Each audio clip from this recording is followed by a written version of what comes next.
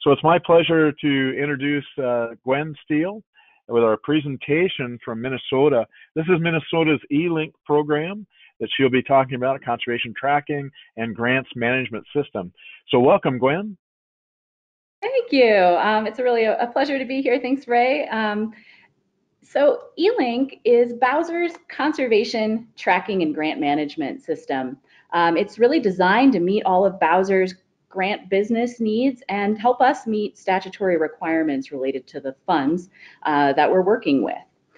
So first of all, a little bit of history about our system. We've been collecting some type of grant outcome reporting since 1997.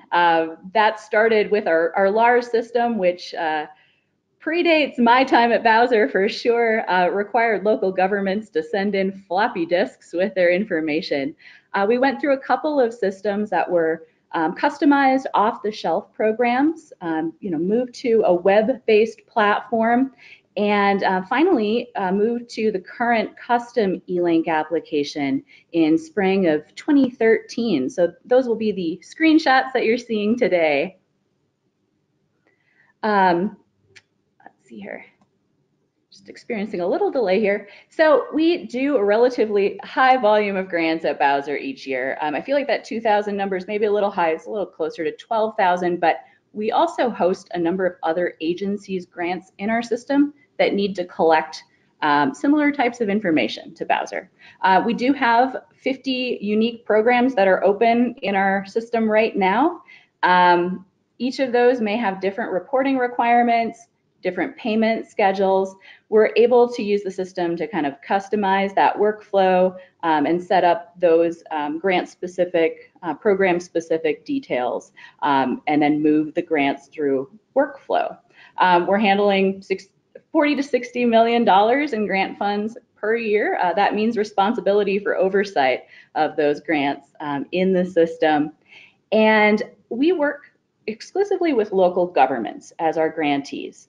So we have about 250 grantee organizations. That can change a little bit just based on competitive grant applications and who is funded. Right now we have 1,100 system users.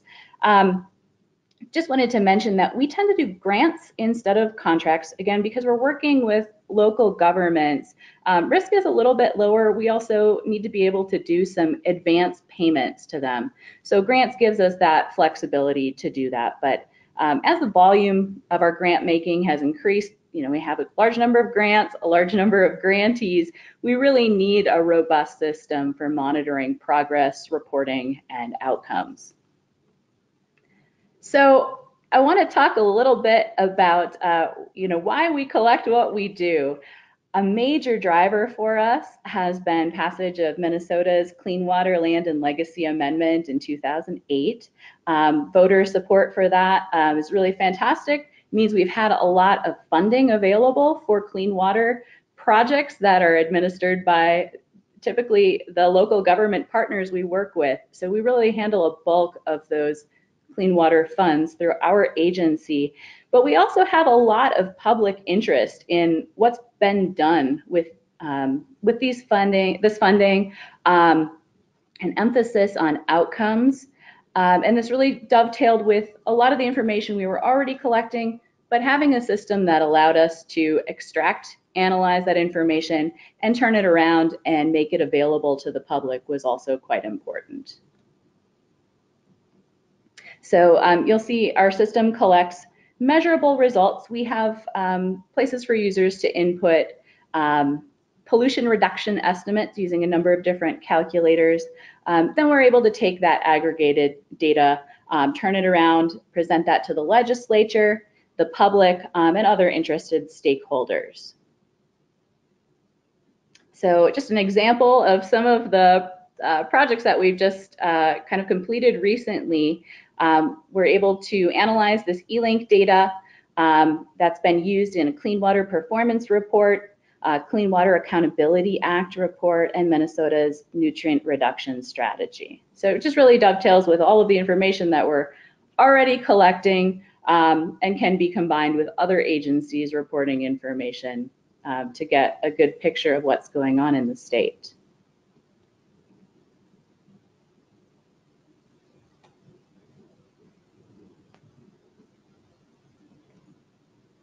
Just getting a little lag time with my screens here.